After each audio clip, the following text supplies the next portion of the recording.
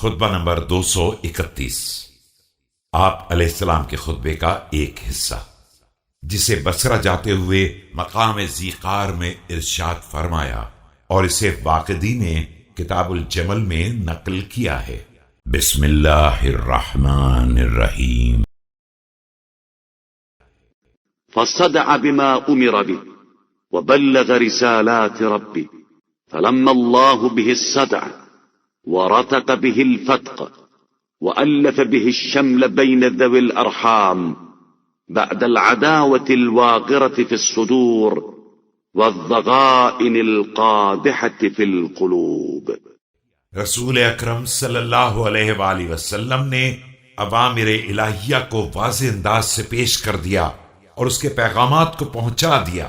اللہ نے آپ صلی اللہ علیہ وآلہ وسلم کے ذریعے انتشار کو مجتمع کیا، شگاف کو بھر دیا اور قرابت داروں کے افتراق کو انس میں تبدیل کر دیا، حالانکہ ان کے درمیان سخت قسم کی عداوت اور دلوں میں بھڑک اٹھنے والے کینے موجود تھے۔